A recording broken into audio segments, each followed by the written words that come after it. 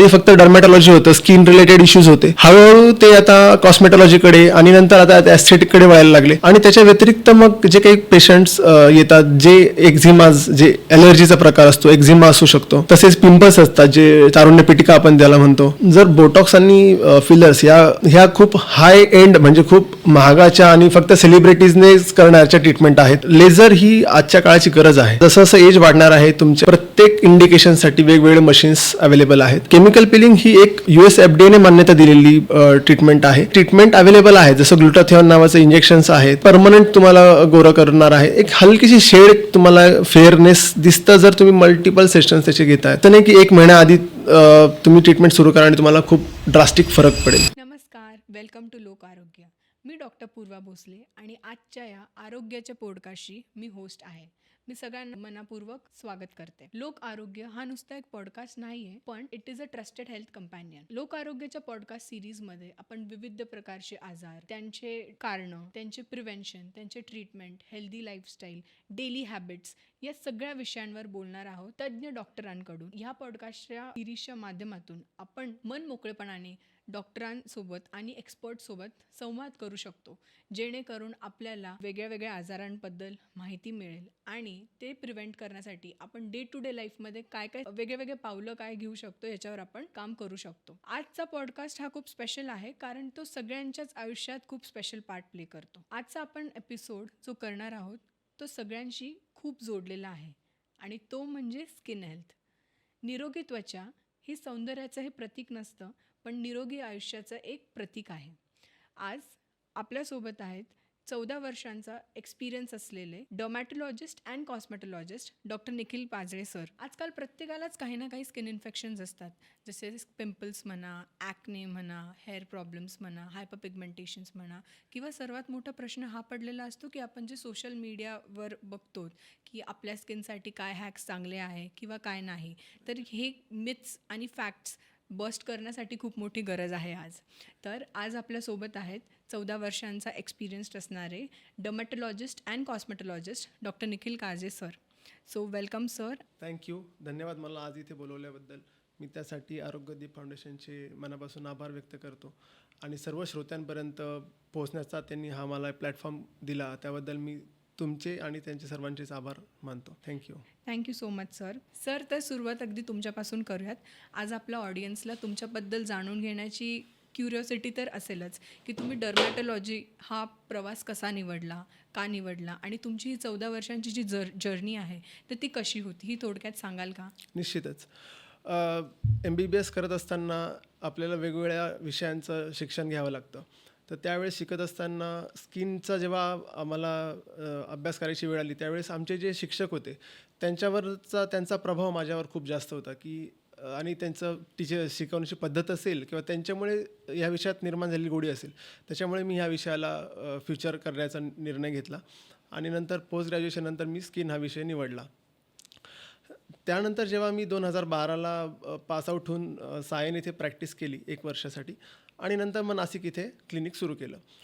त्रिमूर्ती चौकामध्ये एक छोट्याशा सेटअपमध्ये मी क्लिनिक सुरू केलं होतं आणि सगळ्यात महत्त्वाचा तिथून पुढे जो काही मला अनुभव मिळाला की जो पेशंट असतील, जे सपोर्ट करणारे जे आपले फॅमिली मेंबर्स असतील आणि जवळपासचे डॉक्टर्स असतील, त्यांनी एक पूर्ण विश्वास ठेवला की एक नवीन डॉक्टर इथे आलेला आहे, तर त्यांच्यावर एक विश्वास ठेवून त्यांच्याकडनं एक्सप्लोअर करून घेऊ ट्रीटमेंट कसे असतात आणि त्यांच्या विश्वासामुळेच मी आज इथपर्यंत पोहोचलो.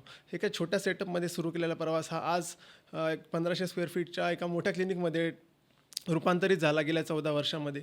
आणि वेळोवेळी आम्ही तिथे जशी गरज पडत गेली, जसे नवीन ॲडव्हान्सेस होत गेले आपल्या ट्रीटमेंटमध्ये. जसं आधी फक्त डर्मॅटॉलॉजी होतं, स्किन रिलेटेड इश्यूज होते, हळूहळू ते आता कॉस्मेटॉलॉजीकडे आणि नंतर आता एस्थेटिककडे वळायला लागले. मग तशा गरजेनुसार आम्ही आमच्या पूर्ण प्रॅक्टिसमध्ये बदल घडवत गेलो आणि आज आम्ही इथे नवीन ठिकाणी सिटी सेंटर मॉलच्या चौकामध्ये प्राईम लोकेशनला आम्ही एक चांगला सेटअप उभारलेला आहे की जिथे आम्ही सर्वच सुविधा आणि एकदम योग्य पद्धतीने पेशंटला पुरवतो. Okay.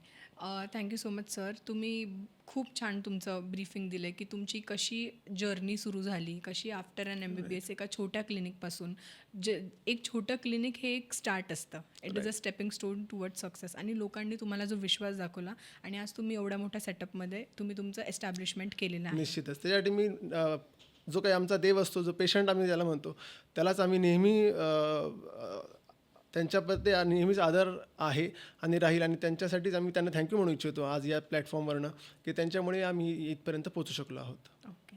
Thank you so much sir. आता आपण वळूयात थोड्याशा डिझिजेसकडे किंवा जे आपल्या ऑडियन्सला मेजरली विचारायचे आहेत की आता तुम्ही एवढ्या प्रॅक्टिसमध्ये तुम्ही काय कॉमन डिझिजेस बघितले आहेत, स्किन इन्फेक्शन्स बघितले आहेत की आता बरेच लोकांना पुरळ, फंगल इन्फेक्शन काय असतं याच्यामध्ये सुद्धा अंतर करता येत नाही किंवा रॅश कशाला म्हणतात किंवा ॲलर्जी म्हणजे काय असते.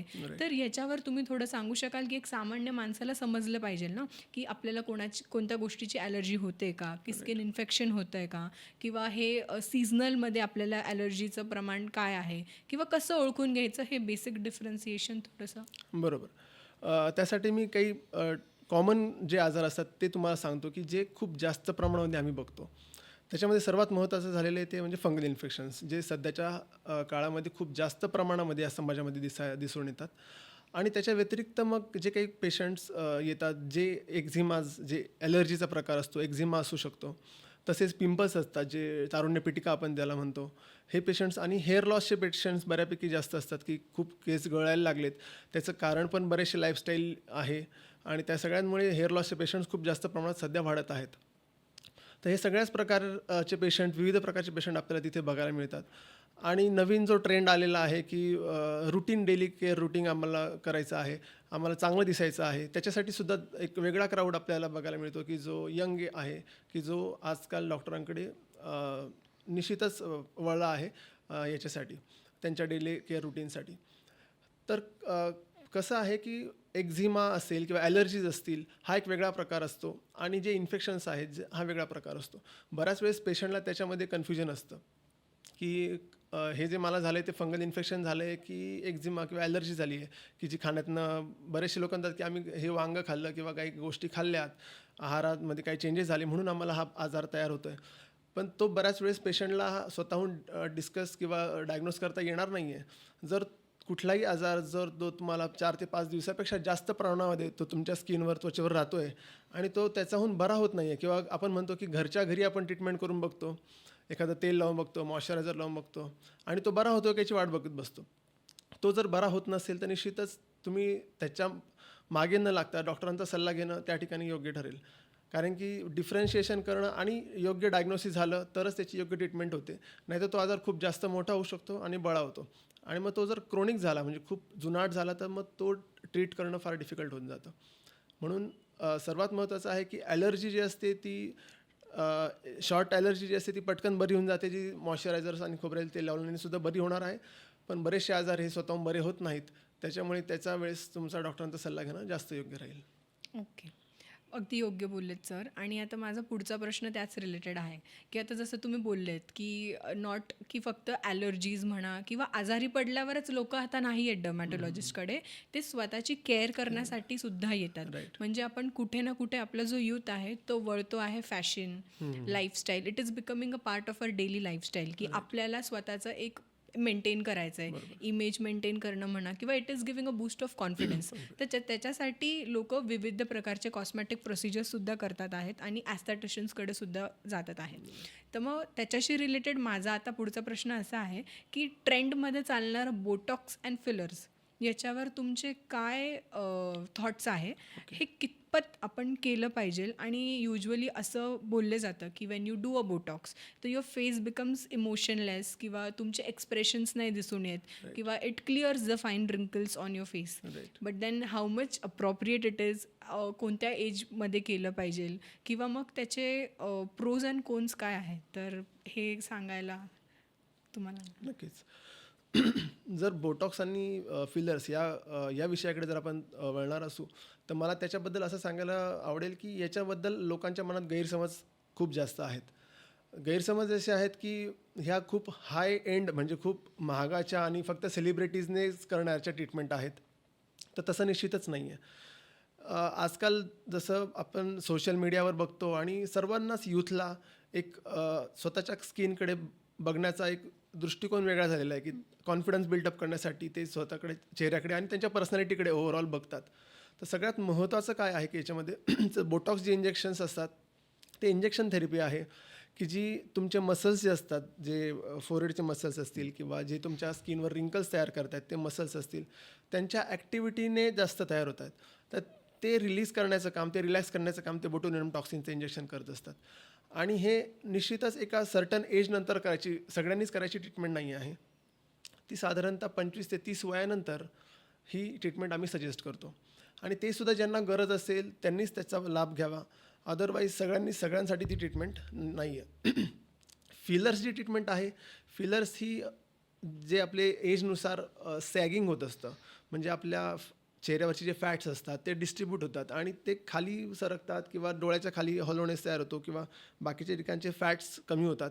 मग त्या फॅट्सला भरून काढण्यासाठी आपल्याला कशाची गरज असते, तर त्याच्यासाठी फिलर्स किंवा हायल्युरोनिक ॲसिड जे काही औषध असतं ते आपल्याला इंजेक्ट करायला लागतं.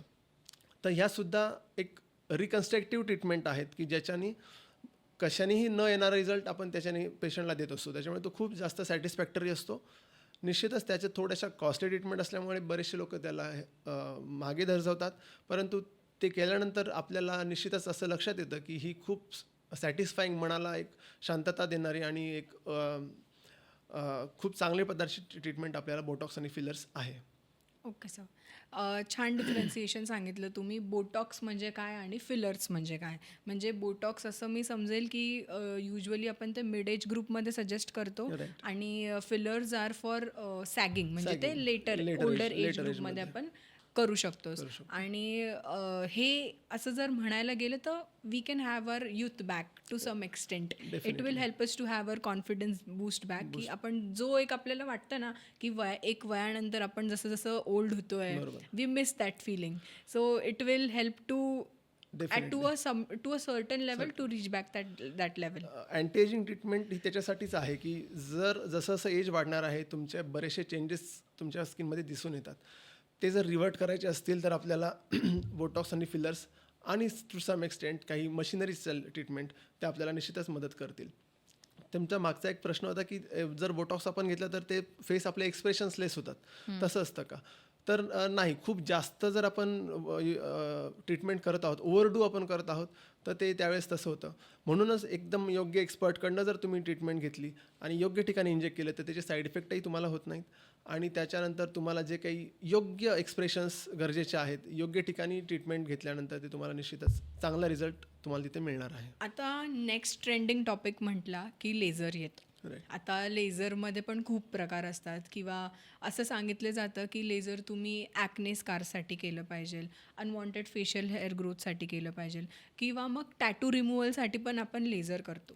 तर मग मला हे विचारायचं होतं की ह्या सगळ्या प्रोसेसमध्ये जे आपण लेझर करतो तर नेमकं ते काय असतं, ते डिफरंट असतं का प्रत्येक केसमध्ये? आणि जेव्हा आपण लेझर फेशियल हेअर रिमूव्हल करतो तर मग व्हॉट इज देअर प्रोबॅबिलिटी की ते परत येतील, आणि ते कोणी केलं पाहिजे, कोणत्या एज ग्रुपमध्ये केलं पाहिजे, आणि ते कितपत करणं योग्य आहे हे मला.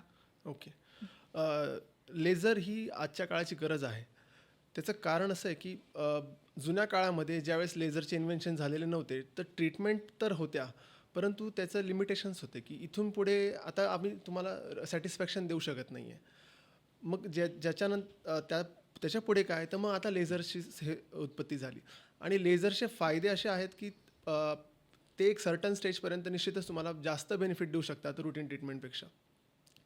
बऱ्याचशा लोकांचा असा गैरसमज असतो की एक लेझर केलं म्हणजे सर्वच ट्रीटमेंटला एकच लेझर काम करेल आणि त्याच्यातच आपण बरे होऊन जाऊ. पण तो एक गैरसमज आहे. प्रत्येक इंडिकेशनसाठी वेगवेगळे मशीन्स अवेलेबल आहेत आणि त्याचे कामं वेगवेगळे आहेत.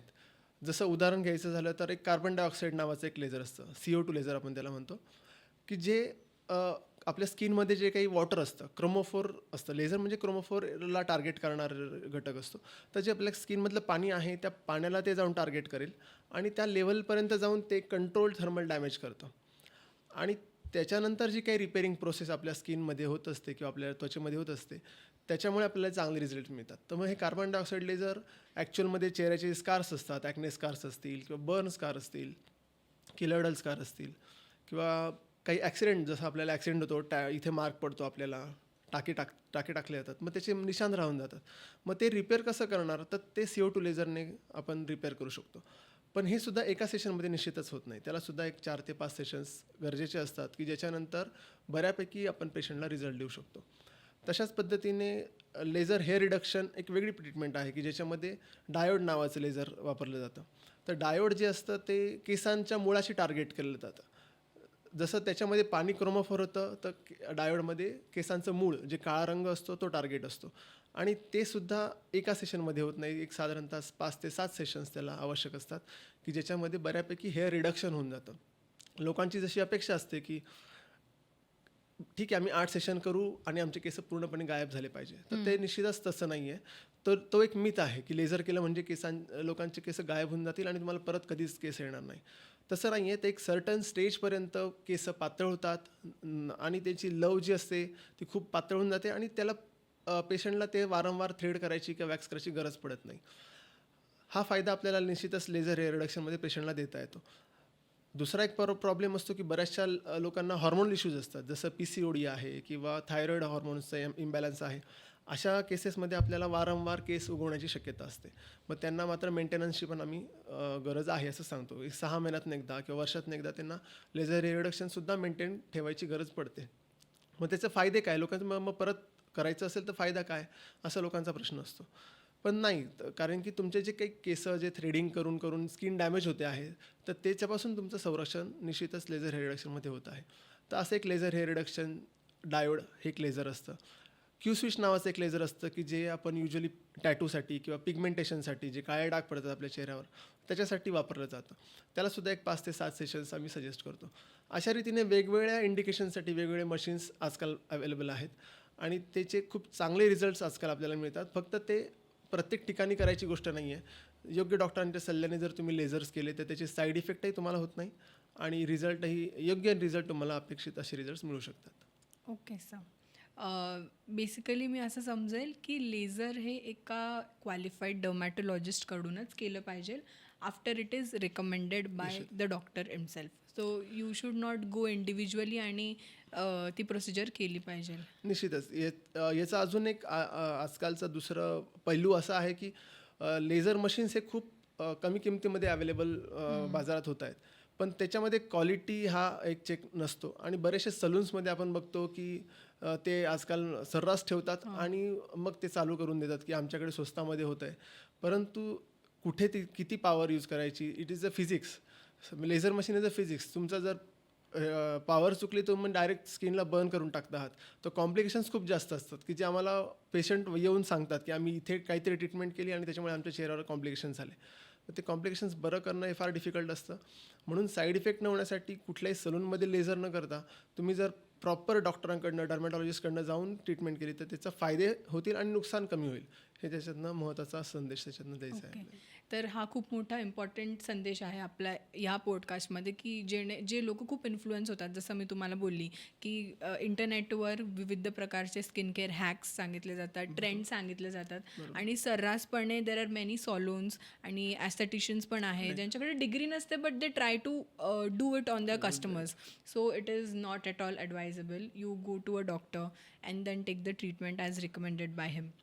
आता नेक्स्ट सर येतं की सेम असाच एक ट्रीटमेंटचा भाग म्हटलं की केमिकल पिलिंग पण येतं.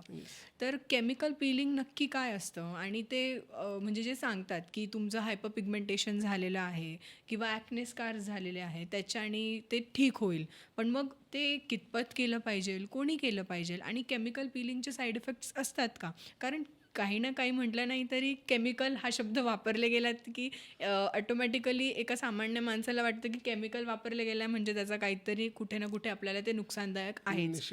तर मग ही मिथ तुम्ही बस्ट करा की व्हॉट इज केमिकल पिलिंग, त्याचे साईड इफेक्ट्स आणि प्रोज काय आहेत, कोणी केलं पाहिजे. बरोबर. केमिकल पिलिंग ही एक गव्हर्नमेंटने मान्यता US FDAने मान्यता दिलेली ट्रीटमेंट आहे, की ज्याच्यामध्ये विविध प्रकारचे केमिकल्स वापरले जातात जे औषधी केमिकल्स असतात. आणि असं नाही की ते सुद्धा बऱ्यापैकी प्लांट एक्स्ट्रॅक्टच आहेत. ग्लायकोलिक ॲसिड, सॅलिसिलिक ॲसिड हे प्लांट एक्स्ट्रॅक्ट आहेत आणि त्याहीपासून बनवलेले केमिकल्स स्ट्रॉंग केमिकल्स असतात की जे एकदम तज्ज्ञ डॉक्टरांच्या सल्ल्याने तुमच्या चेहऱ्याला लावले जातात. प्रत्येक इंडिकेशनसाठी वेगवेगळं केमिकल वापरलं जातं. जसं पिंपल्स जर असतील तर त्याच्यासाठी आपण सॅलिसिलिक ॲसिडचा केमिकल्स वापरतो. तर काळे डाग पिगमेंटेशन जे असतात त्याच्यासाठी ग्लायकोलिक ॲसिड किंवा अजूनही स्ट्रॉंगर व्हेरियंट्स आम्ही वापरतो की ज्याच्यामुळे स्किनला पिलिंग होतं. आता पिलिंग म्हणजे काय की जसं आपण कांदा सोलताना एक एक लेअर निघत चालते तशा पद्धतीने तुमच्या स्किनची एक एक अप्पर लेअर जी असते ती त्याच्यामुळे निघत असते. त्याच्यामुळे बऱ्याचशा लोकांना भीती असते की अरे आपलं स्किन खराब तर नाही होऊन जाणार, कारण की पिलिंग म्हणजे अक्षरशः तुमचं स्किन निघून जाणार आहे. परंतु ते तशा पद्धतीने निघत नाही. आपण तुमच्या स्किनला जाळत नाही आहोत, एक कंट्रोल्ड डॅमेज करत आहोत की जो एक सर्टन डेपपर्यंत जे डॉक्टरांना माहिती आहे की किती खोलवर जाणार आहे ते जे पील असतं ते. म्हणून त्याच्यावर अननेसेसरी भीती न बाळगता जर तुम्ही योग्य ट्रीटमेंट घेतली तर तुमचे जे काही इंडिकेशन्स आहेत जसं पिंपल्स असतील किंवा काळे डाग असतील, वांग असतील, तर ते निश्चितच त्या पिलिंगने एक 4 ते 5 सेशन्स त्याच्यासाठी लागतात. ते निश्चितच इम्प्रूव्ह होऊ शकतात. आणि ही एक one of the low cost treatment आपण म्हणूया की खूप महागाची नाही आहे आणि still it is a giving wonderful results. तर त्याच्यामुळे एक पिलिंग ही नो डाऊट चांगली ट्रीटमेंट आम्ही सजेस्ट करतो पेशंटसाठी. ओके. सर आपण आता बघितलं आहे की काय काय प्रोसिजर्स आहे मार्केटमध्ये, लाईक बोटॉक्स, फिलर्स, लेझर्स म्हणा किंवा केमिकल पिलिंग. तर आता मी थोडंसं टॉपिक डायव्हर्ट करून थोडं आपण लाईफस्टाईलकडे वळूयात की आजकाल आणि तुमच्या क्लिनिकमध्ये तुम्ही असे भरपूर पेशंट्स बघितले असतील आणि आले असतील आणि युजली तुम्हाला विचारतात की सर मला गोरं व्हायचं आहे किंवा मला असं ट्रीटमेंट करा की ज्याच्याने माझं कॉम्प्लेक्शन अजून फेअर होईल किंवा I want to get a fair skin की because this is enrooted in us. कुठे ना कुठे अजून पण इंडियन मेंटॅलिटी बोलते की if you have a fair skin you are beautiful. तर मग ही असे जेव्हा पेशंट्स तुमच्याकडे येतात तर मग तुम्ही त्यांना काय सजेस्ट करता आणि ॲक्च्युअलमध्ये आहेत का खरंच असं की there are some techniques or some products which can be used for skin brightening or fairness treatments? तुमचं याच्यावर काय मत आहे? खूप जास्त प्रमाणामध्ये याच्यावर आम्हाला प्रश्न विचारत असतात. ऑलमोस्ट प्रत्येक दुसरा पेशंट आम्हाला हा प्रश्न विचारत असतो की आम्हाला गोरं व्हायचं आहे. नॉट आम्हाला, आमच्या मुलीला गोरं व्हायचं आहे. ती आता 12 वर्षाची आहे, ती आता 10 वर्षाची आहे, ती थोडी सावळी आहे, तिला आम्हाला गोरं करण्यासाठी काहीतरी सांगा. म्हणजे पॅरेंट्सकडनं सुद्धा तो एक निगेटिव्ह विचार की आपला रंग जो आहे जसं तुम्ही म्हटल्याप्रमाणे त्याच्यावर खूप जास्त विचार आजही केला जातो. तर निश्चितच आपल्या स्किनचं जे काही आरोग्य आहे ते तुमच्या रंगावर निश्चितच ठरत नाही आहे. त्याच्यामुळे त्याच्या काही ट्रीटमेंट अवेलेबल आहेत, जसं ग्लुटाथिऑन नावाचं इंजेक्शन्स आहेत की जे आजकाल थोड्याफार प्रमाणामध्ये रिझल्ट तुम्हाला देत आहे. परंतु ते असं नाही की ते परमनंट तुम्हाला गोरं करणार आहे. एक हलकीशी शेड तुम्हाला फेअरनेस दिसतं जर तुम्ही मल्टिपल सेशन्स त्याचे घेत आहेत. कंटिन्युअस 6 ते 8 सेशन्सनंतर तुम्हाला थोडाफार फरक दिसतो आणि तोही परमनंट नाही आहे. त्याच्यामुळे आम्ही शक्यतो पेशंटला हे सजेस्ट करतच नाही की तुमचं स्किन फेअर होण्यासाठी आमच्याकडे ट्रीटमेंट घ्या. तुमचा जर काही कार्यक्रम असेल, एखाद्याचा फंक्शन्स आहेत, फॅमिली वेडिंग्स असतात किंवा अजून काही इम्पॉर्टंट फंक्शन आहे की ज्याच्यासाठी टेम्पररी त्यांना चांगलं दिसण्यासाठी त्यावेळेसाठी तुम्ही ट्रीटमेंट ते घेऊ शकता. परंतु ते लाईफस्टाईल कंटिन्युअस कायमस्वरूपी घेत राहणं हा त्याच्यासाठी सजेस्टेड नाही आहे आणि आम्हीसुद्धा त्याच्यासाठी पेशंटला बिलकुल फोर्स करत नाही आणि इनफॅक्ट आम्ही त्याचा सल्ला देतो की हे तुमच्यासाठी नाही आहे. It is not good for health, कारण की ते पूर्णपणे अजून अप्रूव्ड झालेलं नाही आहे treatment. It is not approved by the USFDA की हे तुमच्यासाठी 100% युजफुल आहे. आणि असं जर असतं तर सायंटिफिकली ते प्रूव्हन नसल्यामुळे त्याच्यामध्ये जास्त ट्रीटमेंट्स आम्ही सजेस्ट करत नाही. ट्रीटमेंट कशासाठी गरज आहे की जर तुम्हाला काळे डाग पडले आहेत तर त्याला आम्ही पेशंटला पुश करतो की तुम्ही त्यासाठी लेझर करा, ट्रीटमेंट करा, योग्य ट्रीटमेंट चालू ठेवा, सनस्क्रीन्स लावा, तुमचे डेली रुटीन त्याला फॉलो करा. परंतु ग्लुटाथिऑन सर्वांसाठी नाही आहे, तर आम्ही त्याच्यासाठी big no for that. Okay, so a big important message is glutathione is not for everyone. तुम्हाला करायचं जरी असेल तर you go to a doctor, specific doctor. आणि आपण हे कुठे ना कुठे नॉर्मलाइज केलं एकंदरीत मला असं वाटतंय, कारण प्रत्येकालाच म्हणजे 10 पैकी 4 माणसांना माहितीच असतं की हे इंजेक्शन घेतल्यानंतर आपण गोरे होतो. तर we need to stop spreading this false information. आणि जी गोष्ट अप्रूव्ड नाही आहे अजून USFDA कडून तर त्याचं आपण एवढं इन्कल्टेशन नाही केलं पाहिजे. एकंदरीत आपल्याला हे सगळ्यांना समजलं पाहिजे आणि we need to work on it, not even as an individual but as a society also. की आपण समाजात राहतो, आपणच समाज आहे आणि आपणच आपल्या पुढच्या पिढींना जर हा मेसेज दिला तर मग ती कुठे ना कुठे एक योग्य डिरेक्शन भेटेल आणि त्या डिरेक्शननी ते जाईल. खूप छान सर. आता नेक्स्ट मी असा टॉपिक बोलेल की आता आपण लग्न म्हटलं की शॉपिंग झाली, खरेदी झाले, ज्वेलरी झाली, कपडे झाले, सगळ्याच गोष्टी येतात. पण मग कुठे ना कुठे प्रत्येक इंडिव्हिज्युअलचं असं असतं ना की दॅट इज माय डे, त्या दिवशी मला बेस्ट दिसायचं आहे. तर मग तो मेकअपचा खर्च असो किंवा काहीही असो, तर लोक काय करतात की कोणीही individual, even I have seen my friends, की लग्न जवळ आलं आहे तर आपण जिम जॉईन करू, आपण फेशियल्स घ्यायला लागू किंवा वॉट एव्हर. तर मग तुम्ही तुमच्या साईडनी फ्रॉम डमॅट point of view new bride and grooms to be जे होणार आहे त्यांच्यासाठी काय सजेस्ट कराल की आणि ते काय ड्युरेशननी केलं पाहिजे? म्हणजे लग्न होण्याच्या 6 महिन्या आधीपासून तुम्ही सुरू करा किंवा 2 महिन्या आधी तुम्ही हे प्रोसिजर्स करा, तर त्याच्यासाठी. बरोबर.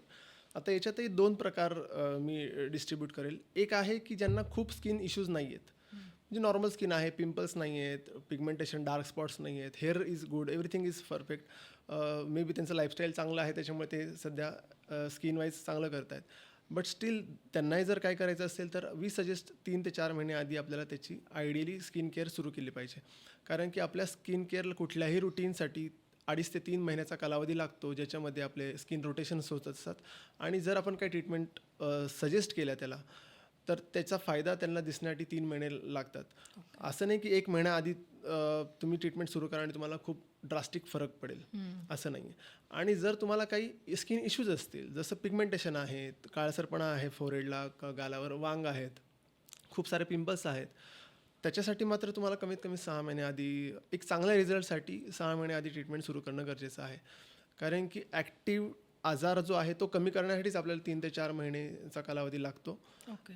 आणि तिथून पुढे जे 1.5-2 महिने असतात ते आपल्याला रुटीन स्किन केअर ट्रीटमेंट, त्यांना जे काही मेडिफेशियल्स असतील किंवा जे काही लेझर्स असतील की जे त्यांना रिझल्ट देणार आहेत, ग्लो करणार आहेत त्यांच्या चेहऱ्यावर, त्याच्यासाठी आपल्याला पुढचे 2 महिने देणं गरजेचं आहे.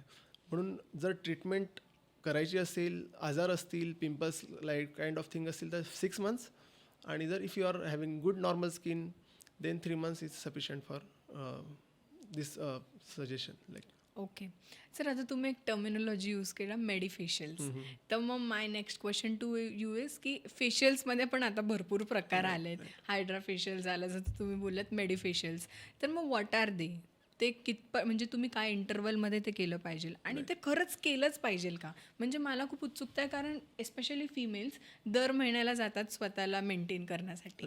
तर हा specific targeted to female audience आहे की कितपत आपण फेशियल केलं पाहिजे, कोणतं फेशियल केलं पाहिजे आणि जे आपण अप्रूव्ह करतो हायड्रा फेशियल झालं किंवा मेडिफेशियल, हे कोणी केलं पाहिजे? तर आणि ते is it going to give you that much of results or is it worth it to invest so much monthly into facials? Right. तर कसं असतं की ह्याची गरज आहे, पण कोणाला हे सगळ्यात पहिले जाणून घेऊया. Up to the age of 20-25 आपलं स्किन खूप जास्त प्रमाणामध्ये एक्सफोलेट होत असतं बाय इट्स ओन.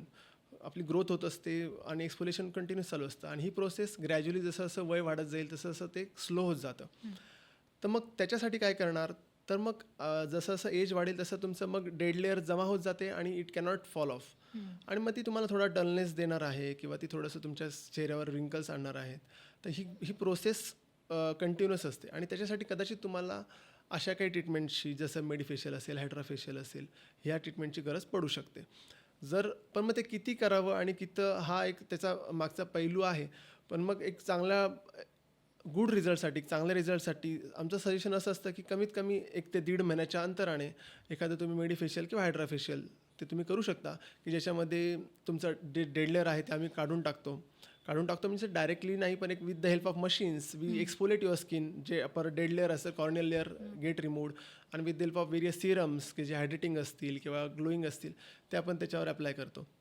तर हायड्रा फेशियलची ट्रीटमेंट किंवा मेडिफेशियलची ट्रीटमेंट तशी असते. त्याच्यामुळे बेनिफिट्स असे होतात की तुमचं एजिंग थोडं स्लो होऊन जातं. It is not a permanent thing. आणि त्याच्यामुळे सुद्धा इट अगेन डिपेंड्स ऑन, तुम्ही म्हटल्याप्रमाणे it has cost, its own cost. मग त्याच्यापेक्षा तुम्ही रुटीन डेली चांगलं फॉलो करा, की जे डे टू डे ॲक्टिव्हिटीमध्ये तुमचं रोजचं जेवण आहे, सनस्क्रीन, मॉइश्चरायझर असते, तुम्ही व्यवस्थित लावा, तुमचं डाएट, स्लीप प्रॉपर घ्या. मग तुम्हाला या गोष्टींची गरज कमी पडणार आहे. आणि ज्यावेळेस तुम्हाला आजार असतील काही, त्यावेळेस मग आम्ही कार्बन फेशियल्स किंवा बाकीचे पण जे फॅन्सी नावं ऐकली असतील, वॅम्पायर फेशियल्स, असे पण काही काही फॅन्सी नावं आहेत. पण मग जे ॲक्च्युअलमध्ये PRP इंजेक्शन्स असतात की जे आपण तुमच्या फेसला वापरतो, ती मात्र ट्रीटमेंट पार्टमध्ये जातात. त्याच्यामध्ये आम्ही तुम्ही पेशंटला सजेस्ट करत नाही. If you are having any issues then we go for the carbon facial, vampire facials kind of thing. त्याच्यामध्ये आम्ही मायक्रो निडलिंगचा वापर करतो. आणि तुमची स्किन नॉर्मल असेल, तुम्हाला फक्त डे टू डे केअर करायची आहे, and if you want better treatment and parlour treatment, then we go for medifacial आणि हायड्रोफेशियल. Okay okay. सर याच्यामध्ये तुम्ही एक मायक्रो निडलिंग नावाचा टर्म वापरला, तर तुम्ही सांगू शकाल इन डेप्थ की what is micro needling and vampire facial, कारण both are in demand right now and people are going crazy about it. Right. As name suggest की मायक्रो निडलिंग काय आहे की वी यूज निडल्स की ज्याच्यामध्ये डर्मापेन असतो किंवा डर्मारोलर असतात की ज्याच्यामध्ये हलकंसं एक up to 1.5 1.1 millimetre to 1.5 millimetre आम्ही डेपपर्यंत स्किनच्या लेअरला पेनिट्रेट करतो with the help of needles. हलकंसं पेनफुल प्रोसिजर असतं, परंतु त्याच्यानंतर बऱ्यापैकी चॅनल्स क्रिएट होतात and then we apply various medicines to it. जर आपण मायक्रो निडलिंग करून एक्झोझोम्स वापरत असतो किंवा मायक्रो निडलिंग करून ग्लो फॅक्टर्स असतात, काही मिझो सोल्युशन्स असतात, ते आपण यूज करत असतो, त्याच्यामुळे ग्लो येतो. आणि वॅम्पायर फेशियलमध्ये आपण त्यांचे पेशंटचा ओन ब्लड वापरतो की ज्याच्यामध्ये प्लाझ्मा जो घटक असतो, प्लेटलेट रिच प्लाझ्मा जो असतो, तो एक्स्ट्रॅक्ट केला जातो आणि मग तो मायक्रो निडलिंग केल्यानंतर पेशंटच्या फेसला लावला जातो. बिकॉज इट इन्व्हॉल्व्स ब्लड, त्याच्यामुळे त्याला नाव आलं वॅम्पायर. तर थोडंसं फॅन्सी नाव आलं. It is nothing to do with vampire, पण पेशंटचं ओन ब्लड वापरल्या गेल्यामुळे त्याला वॅम्पायर फेशियल नाव आलं. पण again it gives good results because we are traumatising our skin आणि we are giving growth factors. त्याच्यामुळे it gives very good glow as well as थोडंसं अँटीएजिंग इफेक्ट पेशंटला मिळतो. आणि हा निश्चितच मेडिफेशियलपेक्षा थोडासा अपर व्हर्जनचा ट्रीटमेंट आहे. So it has to be done under supervision. Okay okay. Sir याच्यामध्ये अजून येतं की हे लाईन ऑफ ट्रीटमेंटमध्ये मी ऐकलं आहे की कोलॅजिन बूस्टर्स पण तुम्ही देतात, तर मग ते काय इम्पॉर्टंट आहेत आणि कोलॅजिन आपल्या स्किनसाठी काय रोल प्ले करतं, याचं थोडं सांगाल? निश्चितच. कोलॅजिन काय असतं की जसं आपल्या घरांना भिंतींना सिमेंट असतं, जर विटा नुसत्या लावल्या तर ते काम करणार नाही, त्याला it has to be filled with cement. Cement जसं स्ट्रक्चर जॉईंट करून ठेवण्याचं काम करत असतं, तसं कोलॅजिनचं काम असतं. कोलॅजिन आपल्या प्रत्येक पेशीमध्ये, प्रत्येक अवयवामध्ये even hair into the hair ते एक बऱ्यापैकी इंटरमिक्स करून आपल्याला सपोर्ट करण्याचं काम करत असतं. मग जसं जसं एज होणार आहे तसं तसं कोलॅजिन डिग्रेड होत जातं. जसं आपली जुनी बिल्डिंग खराब होत जाते तसं तसं हे पण डिग्रेड होत जातं. मग अशा वेळेस आपल्याला कोलॅजिनची गरज पडते.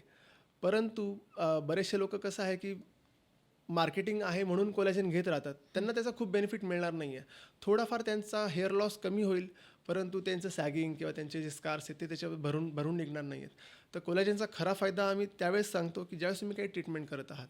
सपोज तुम्ही कार्बन डायऑक्साईड लेझर करत आहात, इथे तुम्ही डॅमेज करताय चेहऱ्याला, तुम्ही एक्झोझोम्स करत आहात, मायक्रोनिडलिंग करत आहात, तिथे तुम्ही डॅमेज करताय आणि मग अगेन इट गेट्स रिफिलिंग. तर नवीन कोलॅजिन बिल्ड होण्यासाठी तुम्ही बाहेरून कोलॅजिन सपोर्ट करा. ज्यावेळेस तुम्ही काही ट्रीटमेंट करत असतात त्यावेळेस कोलॅजिनची खरी मदत तुम्हाला होईल. नुसतं कोलॅजिन पावडर घेत राहिल्याने तुम्हाला खूप फायदा होईल असं नाही आहे. Okay. So it is a myth की एक्सटर्नली तुम्ही कितीही कोलॅजिन घ्या, ते काही आणि उपयोगाचं नाही. Yes, we take collagen as a powder form. ती पोटात गेले की डिग्रेड होऊन जाणार आहे. ओके आणि again the proteins as body take it as a proteins. Okay. So it cannot be replaced as a collagen unless जसं आपण पॅकेटमध्ये मेन्शन केलेलं असतं. म्हणजे until and unless there is an injury, ते तिकडे जाऊन सेटल होईल एवढं मला समजलं. Yes, definitely. मग जिथे जिथे ट्रीटमेंट करणार तिथे कोलॅजिनचा फायदा जास्त होईल. Otherwise most of the collagen gets wasted. Okay. एकदम छानपणे सर तुम्ही कोलॅजिनबद्दल सांगितलेलं आहे, कारण माझा हा पर्सनल क्वेश्चन होता की व्हॉट इज कोलॅजिन, कारण एवढं त्याचं मार्केटिंग आणि ब्रँडिंग होतं, तर ते कितपत योग्य आहे घेणं, कोणी घेतलं पाहिजे, की आपण सर्रास डे टू डेमध्ये जे घेतात, मी बघितलेलं आहे घेतात, मग ते ॲटलिस्ट तुम्ही प्रोसिजर केल्यानंतर घ्या, योग्य ती ट्रीटमेंट चालू असताना घ्या, तरच त्याचे फायदे आहेत. बेनिफिट मिळतील डेफिनेटली. तर आता हे झालं सर ट्रीटमेंट्स की डिझिजेस आपण बोललेत की बोटॉक्स काय असतं, फिलर्स काय असतं, फंगल इन्फेक्शन्स काय असतात, पुरळ रॅशेस याच्याबद्दल पण आपण बोललो आहोत. माझं आता असं विचारायचं आहे की हे एक डिफरंट लाईन ऑफ ट्रीटमेंट झाली, पण in day to day life जर मला लाईफस्टाईलच माझी व्यवस्थित ठेवायची आहे, तर मग आता नवीन नवीन गोष्टी येतात आहे, जसं व्हायटॅमिन C झालं, नियासिनामाइड झालं, हायड्रॉनिक ॲसिड झालं, they are marketed in to the society like you use this, मग याच्याने हे बेनिफिट्स आहे आणि ते इंडिव्हिज्युअली मार्केट केलं जातं. तर how to inculcate that in my skin care routine आणि मी काय स्टेप्स फॉलो केल्या पाहिजे so that my skin is maintained and is healthy. बरोबर. तर व्हेरियस हे जे मार्केटिंग आहे हे बऱ्यापैकी इन्फ्लुएन्सरद्वारे केलं जातं. तर त्याचा फायदा पण आहे की त्याच्यामुळे ते अवेअरनेस क्रिएट करत आहेत तुमच्या आपल्या समाजामध्ये की yes you have to take care of your skin. परंतु प्रत्येक सिरम हे प्रत्येकासाठी लागू होत नाही.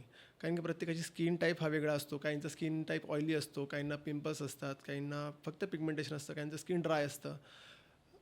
आणि आपण वागतो की काळ्या डागांसाठी व्हिटॅमिन सी वापरा, पिंपल्स असतील किंवा थोडंसं ऑइली स्किन असेल तर नियासिनामाइड वापरा, टॅनिंग असेल तर नियासिनामाइड वापरा. आणि लोकं डायरेक्टली ते वापरायला सुरुवात करून टाकतात. परंतु मग त्याचे कॉम्प्लिकेशन्स नंतर एक 2 महिन्यानंतर सुरू होतात की तुम्हाला गरजच नाही त्या गोष्टीची, तुमचं स्किन डॅमेज्ड आहे, तुम्हाला मॉइश्चरायझरची गरज आहे, नॉट व्हिटॅमिन सी. मग अशा वेळेस पेशंटला ॲलर्जी होते. मग बरेचसे पेशंट आम्हाला येऊन भेटतात की आम्ही व्हिटॅमिन सी सुरू केलं आणि आम्हाला ॲलर्जी सुरू झाली. हो, कारण की त्याची तुम्हाला गरजच नव्हती. आणि जर गरज नसेल तरी पण आपण घेतो कारण की मार्केटिंग आहे. मार्केटिंगवाल्यांचा फंडा असतो आहे की आपण जास्तीत जास्त बंबार्डिंग करा सो दॅट त्यांचे प्रोडक्ट विकले जातील. इथे कोणालाही मार्केटिंगला मला विरोध करायचा नाही आहे, परंतु जो काही घेणारा कस्टमर आहे त्यांनी आपल्याला जाणून घ्यायचं की आपल्याला कशाची गरज आहे. आणि एकदा वाटल्यास त्याच्यासाठी तुम्ही योग्य डॉक्टरांचा सल्ला घ्या, स्किनच्या डॉक्टरांचा सल्ला घ्या की तुमच्या फॅमिली फिजिशियनचा सल्ला घ्या की तुम्हाला किती गरज आहे त्या गोष्टीची. आणि जर जिथे गरज असेल तिथे तुम्हाला ते निश्चितच तुम्हाला घ्यायचं आहे. त्यातल्या त्या सर्वात महत्त्वाच्या 3 गोष्टी आहेत. मॉइश्चरायझिंग करा, क्लिन्झिंग करा आणि सनस्क्रीन वापरा. ह्या 3 गोष्टी खूप महत्त्वाच्या आहेत. त्याच्या व्यतिरिक्त जर तुम्हाला काही ॲडिशनल स्किन केअर करायचं असेल तर निश्चितच तुम्ही सिरम्सचा वापर करू शकता as per your skin type. पण ते सर्वांसाठीच सर्व सण लागू होत नाही की हे सगळ्यांसाठीच होल अँड सोल असं नाही. ओके. खूप छानपणे सांगितलं सर तुम्ही. तर मला असं विचारायचं एक बेसिक स्किन केअर रुटीन असं पाहिजे का की moisturiser, face wash, moisturiser and sunscreen हे आपलं जे आपण 3 स्टेप स्किन केअर रुटीन करतो जे खूप वर्षांपासून लागू आहे. तर that is the best. I feel that now की instead of using any other products without any proper consultation with dermatologist आपण नाहीच वापरले पाहिजे. तेच खरं आहे की आणि कोणीही मला हा प्रश्न जेव्हा विचारतं की स्किन केअर रुटीनमध्ये काय असलं पाहिजे, तर या 3 स्टेप खूप गरजेच्या आहेत. तुमचं डेली क्लिन्झिंग झालं पाहिजे with the help of gentle cleanser. आणि नंतर तुमच्या स्किनला आवश्यक असतात मॉइश्चरायझिंग फॅक्टर्स खूप गरजेचे आहेत. कारण की स्किन जसं जसं एज होणार आहे, सध्या आपल्याला बाहेर पोल्युशन खूप जास्त बघायला मिळते, खूप जास्त डस्ट बघायला मिळते. It hampers your skin type आणि हे ते स्किनमध्ये जाऊन पेनिट्रेट होतात. आणि बिकॉज जर तुमची स्किन डॅमेज असेल, बॅरियर डॅमेज असेल तर ते जास्त हार्म करतात. म्हणून तुम्हाला मॉइश्चराईज करणं खूप गरजेचं आहे की moisturising factors blocks your this penetrating channels आणि एक लेअर तयार करतात की जी विच प्रोटेक्ट्स युअर स्किन. तर म्हणून मॉइश्चरायझिंग खूप जास्त गरजेचं आहे. आणि दुसरी गोष्ट जी आपल्या स्किनला डॅमेज करत असते ती म्हणजे लाईट्स. मग जो सनलाईट असेल, कॉम्प्युटरचे लाईट्स असतील, ब्ल्यू लाईट्स असतील, खूप जास्त येलो लाईट्स आपण आज मॉल्समध्ये बघतो किंवा प्रत्येक घराघरातसुद्धा येलो लाईट्स खूप लावले जातात. तर हे सगळेच लाईट्स आपल्या स्किनला डॅमेज करत असतात आणि it has slow damaging effect. म्हणून त्याच्या संरक्षणासाठी आपल्याला सनस्क्रीनची खूप गरज असते. तर सनस्क्रीन ह्या 3 गोष्टी cleansing, moisturising and sunscreen use ह्या 3 गोष्टी खूप जास्त गरजेच्या आहेत. ह्या जरी तुम्ही व्यवस्थित फॉलो केल्या तरी बाकीच्या बऱ्याचशा गोष्टींची गरज तुमची कमी होऊन जाते. Okay. Thank you so much doctor. पण संपण्याआधी मी तुमच्यासोबत एक रॅपिड फायर राऊंड करणार आहे की विदिन सेकंड्स तुम्हाला त्याचं मला आन्सर करायचं आहे. सो सुरू करूयात की मी क्वेश्चन विचारेल तुम्हाला अँड तुमचं स्पॉन्टेनियस त्याचं आन्सर आलं पाहिजे. ठीक आहे. तर first question is face wash की सोप? Face wash. सनस्क्रीन समरमध्ये की 365 days? 365 days 1 year complete has to use. Okay. One skin care habit that everyone should start from today? Moisturizing your skin. Moisturizing. One skincare mistake people should stop immediately. Follow the Instagram people. So trends follow नका करू सगळेजण. Please go and consult your डर्मॅटोलॉजिस्ट. Botox की skin care routine important कोणतं जास्त आहे? Skin care routine is more important. Okay. Healthy स्किनसाठी एक super food कोणतं? Healthy skinसाठी all antioxidants are superfood. So most importantly, all fruits you can take as a superfood. याच्यासाठी मी आणखी एक ॲड करण्याचं, सुपर फूड इज गरजेचं आहे, पण super sleep is more important. Okay. कारण की आपली स्किन जी असते ती झोपेमध्ये रिकवर होत असते. And healthy sound sleep is very important for your hair as well as your skin. So रात्री 10, 10:30, 11च्या रेंजमध्ये आपण झोपलंच गेलं पाहिजे. ते जर झोपलं झालं तरच आपली स्किन निश्चितच चांगली राहणार आहे. Otherwise you have to face problems. हे खूप इम्पॉर्टंट आहे. The sound sleep is very much important to a good healthy skin. Myth or a fact, most expensive skin care means better skin care. Myth. It is not always all. महंगी चीज़ें अच्छी नहीं होती है.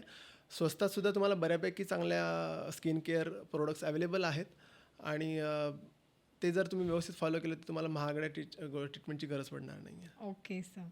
Morning skin care की night skin care, आणि which one should people never skip? Ideally morning skin care. Okay. कारण की it helps in prevention, like moisturising. मॉर्निंगला आपण मॉइश्चरायझिंग सनस्क्रीन ह्या 2 गोष्टी जास्त प्रेफर करत असतो. Then comes the night one which is having like retinol or other chemicals. ते आपल्याला नंतर जास्त महत्त्वाचे आहेत. So morning skin care is more important. Okay. One ingredient that you absolutely love, आणि एक इन्ग्रेडियंट जो डॉक्टरच्या सल्ल्याशिवाय वापरू नये. Retinol is the ingredient which usually you should not use without the help of without prescription of the doctors. And all moisturizing factors I love. In any kind of moisturizer, moisturizing factors is the ingredient I love. Okay. Last but not the list question, एका वाक्यामध्ये healthy skin याच्यामध्ये तुमचं मत काय? Healthy skin आपण बघितलं, कुठल्याही प्रकारचा डाग असला पाहिजे किंवा पिंपल्स रहित स्किन असली पाहिजे किंवा काळं गोरा स्किन असलं पाहिजे. या व्यतिरिक्त याहीपेक्षा जास्त तुमच्या स्किनला टेक्स्चर चांगलं असलं पाहिजे. तुमच्या स्किनचं हायड्रेशन चांगलं असलं पाहिजे. तजेलदारपणा जो आपण म्हणतो, नॅचरल ग्लो जो आपण म्हणतो, तो तुमच्या चेहऱ्यावर असला पाहिजे. ह्या गोष्टी जास्त महत्त्वाच्या आहेत. ह्या ज्यांच्या स्किनवर आहेत त्यांची स्किन जास्त हेल्दी आहे असं मी समजतो, रादर दॅन कुठलाही डाग किंवा काही असल्यापेक्षा.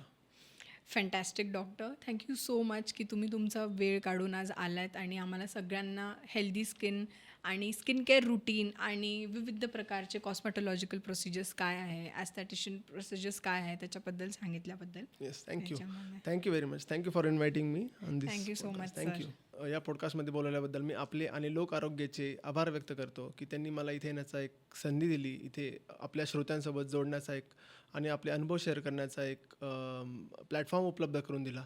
त्याबद्दल मी तुमचे आभार व्यक्त करतो. धन्यवाद. थँक्यू. फ्रेंड्स, हा एपिसोड जर तुम्हाला आवडला असेल तर लाईक, शेअर आणि सबस्क्राईब करा. तुमच्या फ्रेंड्स अँड फॅमिलीसोबत हा शेअर करा. मी डॉक्टर पूर्वा भोसले आता तुमचा निरोप घेते. पुन्हा भेटूया लोक आरोग्याच्या पुढच्या एका नवीन पॉडकास्टमध्ये. तिथे आपल्याला नवीन तज्ज्ञ डॉक्टर आपल्याला आपल्या आरोग्याबद्दल नवीन काहीतरी माहिती देतील. तोपर्यंत stay healthy, stay inform. Thank you.